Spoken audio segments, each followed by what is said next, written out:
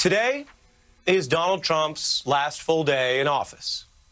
And it is a matter of objective fact, not criticism, to note that Donald Trump leaves in more disgrace than most modern presidents, dogged by more convictions of top advisors in his first term than any president, rejected in real time by Americans who now, having seen it all, overwhelmingly disapprove of him.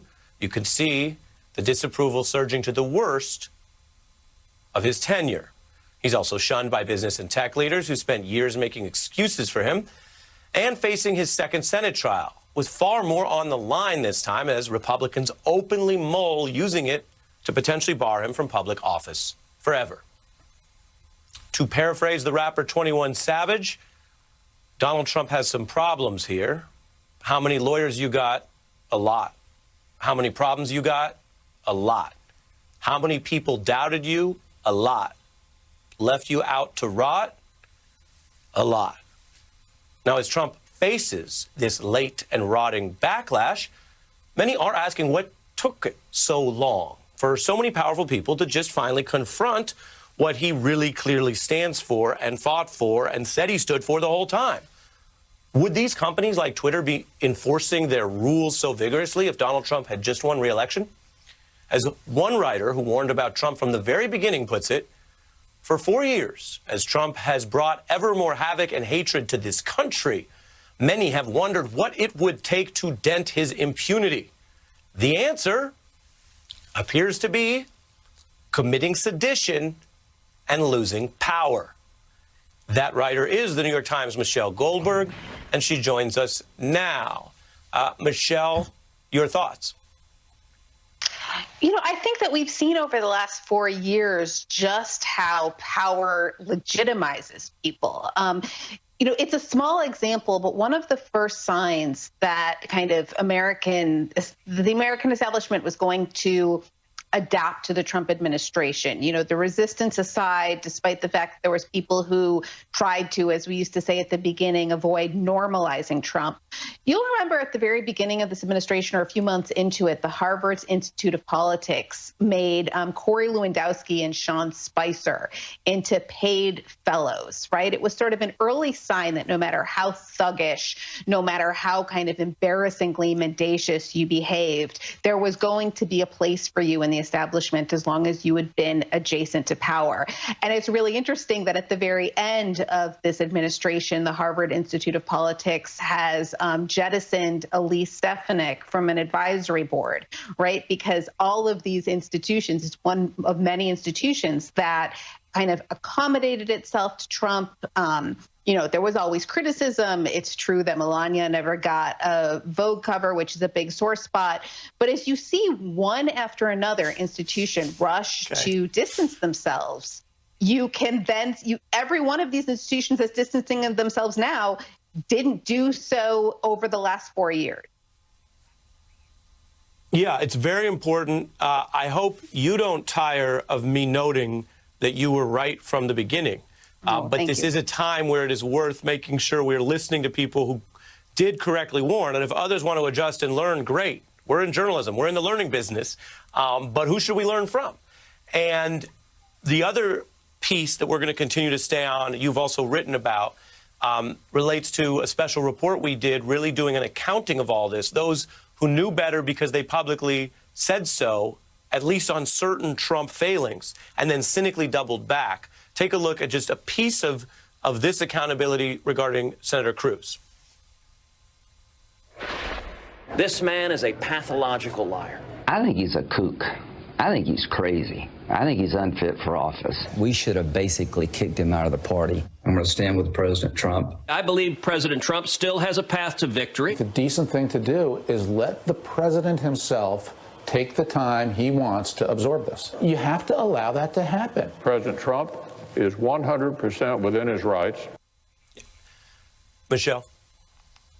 Well, and you'll notice that Mitch McConnell today, after, you know, kind of winking and nodding at President Trump's delegitimization of this election over the last month, has now come out and said that actually all of this rhetoric about a stolen election, all these lies about a stolen election from Trump contributed to the violent attack on the Capitol.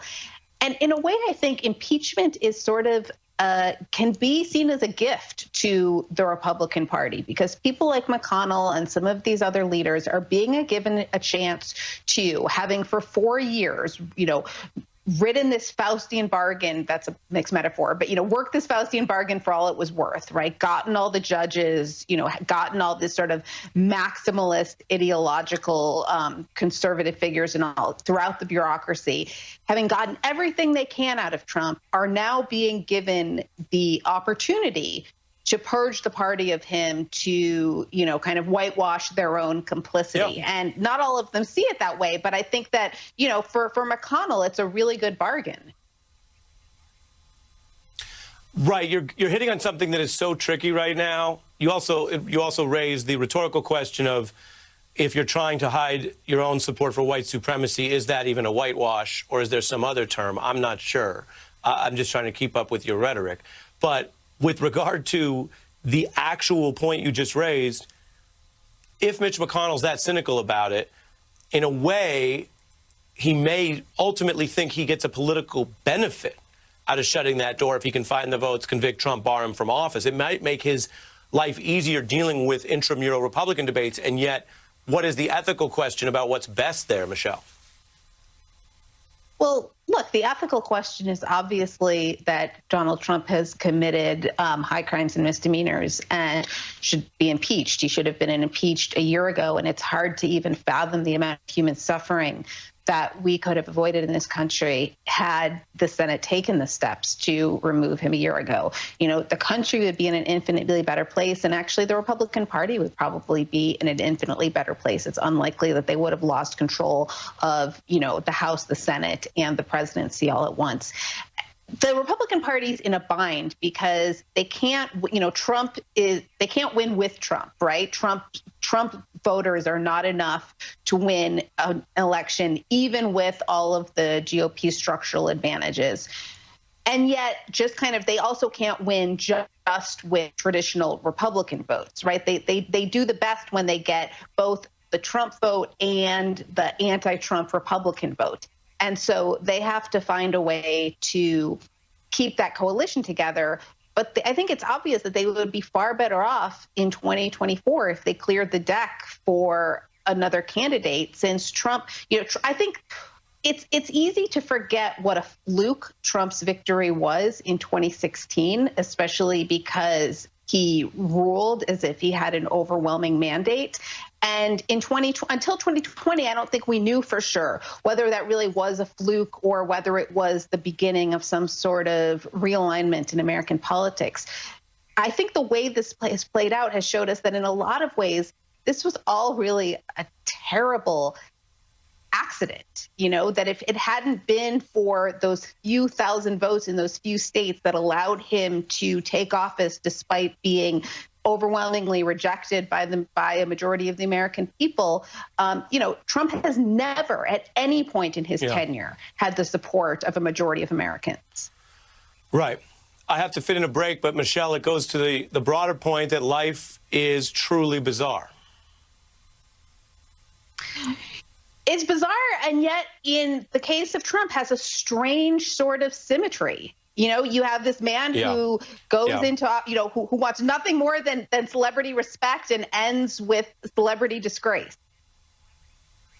Yeah, and a lot of other things that backfired, and that story's not yet over. Michelle Goldberg, thank you. When we come back, I'm honored. I'm truly honored to be your next president and commander-in-chief, and I'll always be a proud son of the state of Delaware. Excuse the emotion, but when I die, Delaware will be written on my heart. We're joined by Juanita Tolliver, the Democratic strategist, and Heather McGhee from Color of Change, an MSNBC political analyst. Juanita, for many good reasons, the criminals and the terrorists have gotten both attention and scrutiny since the insurrection. I begin with this point with both of you tonight, starting with Juanita. What does it mean that those celebrations when Trump first lost, that the premise that people felt and believed that, of course, no matter what he tried to do, and I don't think everyone underestimated what he would have wanted to do, but the premise held, the rule of law held. I wonder your thoughts as we reflect on that as well tonight. I think it's a reminder about people feeling validated and expressing themselves at the polls. I think it's a reminder about people's faith in the democratic practices and processes, which are the underpinning of our nation.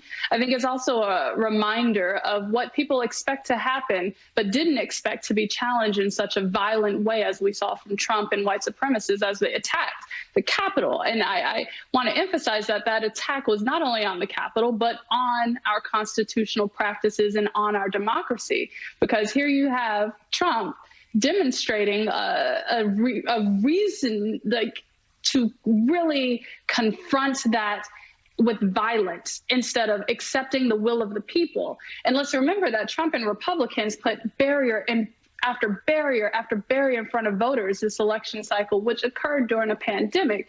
And essentially this reaction was a surprise to being kicked out of office, a surprise that voters overcame all those barriers and voters had their voices heard. And the same voters that went out there to celebrate on November 7th will be celebrating tomorrow with this inauguration as Biden and Harris are sworn in. Heather? I mean, you know, the week where we experienced the whiplash of the night of, you know, history, not just rhyming, but singing, of progress marching through Dr. King's church to give this country one more shot, really. Because honestly, if the Democrats had not taken the Senate, we would have lost one of the last shots to make our way out of this pandemic, to recover from the economic crisis, to address the global threat of climate change, to address racial inequality. There was really one shot, and it was all hanging on those two seats. We can't let that spirit, the fact that a multiracial coalition anchored by the leadership of Black people, really helped save America. We had that spirit in the streets in that celebration, the idea that a multiracial coalition had overcome Trump and Trumpism and all that it represents, that nexus of racism and sexism and greed. And we had it again with the special election in January. And that following day was, you know, the last, was a dying gasp of a false ideology of white supremacy, which has been, from this nation's founding, its Achilles heel. You know, my book, The Sum of Us, What Racism Costs Everyone, is really about the way that you can't understand why America is still struggling with some of the basic things that our peer countries are not, why our pandemic response has been the worst and our death rates and our infection numbers the highest. You can't understand that without understanding the continued role of racism in our politics and our policymaking. Joe Biden and Kamala Harris have an opportunity to turn the page, to enact real structural reforms, to really create a multiracial democracy in this country. And that has to start right away, not the first 100 days, but the first 2 days. Yeah, and that's really why this is such a different moment. A transfer of power is always a big deal. Tomorrow will be a big deal. The nation and the world will be watching. But as you've both just emphasized, this is a transfer of power against resurgent, weaponized, violent racism, and under a siege protection that, by the way, I don't think anyone is knowledgeably arguing against, having seen what was done in the breach of the Capitol. I want to keep both of our experts with us and give everyone a little bit of the other update on the news, with Donald Trump also acknowledging that he's got to go. So he recorded a farewell address. We're not playing any of it, but I will note that in it he claims, quote, all Americans were horrified by the assault on our Capitol. Political violence is an attack on everything we cherish as Americans. He says now it can never be tolerated. Meanwhile, with his powers waning, many are on pardon watch. As a legal matter, Donald Trump does have until noon tomorrow. And there's a slew of reporting as well as rumors about who he will pardon. We have more on that in tonight's broadcast with other legal experts. The top Republican in the Senate also making news, saying Donald Trump provoked and fed the lies that brought the rioters to storm the Capitol. We have more on that as well. While the Senate is holding confirmation hearings for 5 different Biden nominees, including key picks at Treasury, Pentagon, and the Department of State. And Juanita, I bring that to your attention for all of the reported stalling and interference with the transition. now that it's getting to this key sense of both vetting, having the hearings, and having votes, it's a fast timetable for Biden, in addition to executive orders that they're telling the press will be issued tomorrow. It's absolutely a fast timetable, to Heather's point about what they're going to do on day one, demonstrating their commitments through executive orders and actions, and again, moving these confirmation hearings forward. I think, honestly, as you know, my political brain also looks forward. They're going to need to create tangible impact that people can feel in real time, related to this pandemic and related to the continued accountability of Trump and Republicans who laid a foundation for what happened just 2 weeks ago to happen, whether that's continuously questioning the election results, whether that's actively raising a fist to the white supremacists outside the Capitol. Like, accountability also needs be a part of their agenda. For every single time that they're going to call for unity, they also have to call for accountability, because people like me, a Black woman in this country, need to see more, need to feel more coming out of this administration, knowing that midterms are not far off. Yeah, and I appreciate your scrutiny on Senator Hawley's move. Some of us are old enough to remember the so-called terrorist fist jab that wasn't, in contrast to an actual white power symbol hoisted before terrorists entered the Capitol. You can't write it, and you wouldn't want to, because I wouldn't want to live in the movie that at times we've been living in. We hope, I say this with full hope for bipartisanship, too. I don't mean it in any political way, but I hope we can all make it forward and do better. Heather, in that spirit, I want to play something that's pretty newsworthy from our own Joy Reid, who, as eagle-eyed viewers can see, has this special with Speaker Pelosi tonight. We've got one of the first newsy excerpts. Take a listen to Speaker Pelosi here at the end of the Trump era. Donald Trump was a stain on our country. I don't think we could have sustained our democracy if he had 2 terms in office, for what he was doing to our institutions or what he was doing to our Constitution. He dishonored it. Heather? Yeah, I mean, I don't think it's very easy to find fault with that, with Speaker Pelosi. The man will have been impeached twice, and those were for, in many ways, just tip of the iceberg offenses. We've got somebody who really ran on and governed on the most divisive and corrupt agenda this country has ever seen. Joe Biden said on the debate stage, come on, man, you're the worst president we've ever had. And he was speaking for over 80 million people who couldn't have agreed more. I think that this is the moment, though, where Democrats have to stiffen their spines and realize that just because Trump is not in the White House, it doesn't mean that he doesn't still have a way to do damage. Whether that is about whether he gets access to state secrets, whether that's about whether he, frankly, gets to walk as a free man. He and his need to be the center of attention, and the need to, with zero limits on decency or patriotism, whip up tens of millions of people into anti-patriotic, treasonous actions and attitudes, is going to be an ongoing threat to this country, as are the nearly 200 Republicans who voted for his lie about election fraud. Yeah, and you just said he fomented that violence. I believe this is a first. Heather could tell me if she remembers otherwise, but she's been a guest here before. I believe it may be the first night where the news has you and Mitch McConnell agreeing on that key point, which brings us to what we're going to do after 30 seconds. So as we keep moving through all the news, I want to thank Heather McGhee and Juanita Tolliver for being back with us on The Beat. When we return in just 30 seconds, we have Republican leader McConnell turning into a very skeptical juror for Trump's impeachment. And later, the McConnell story. Up ahead, the United States is now officially about 17 hours away from Donald Trump losing all federal power. And after trying to literally steal the election, Donald Trump's also breaking traditions and skipping the inauguration, where, for many, he would be a reviled presence. It is the first time, we should note, that an outgoing president will not attend since our Civil War.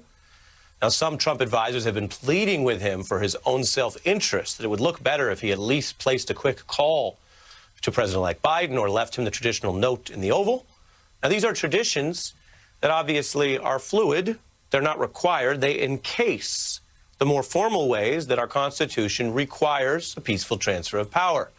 Historian Michael Beschloss has been sharing some of his favorite and quite iconic photos to show everyone how it typically looks, regardless of even bitter partisan debates. Here was President Carter with President-elect Reagan in the Blue Room ahead of that inauguration.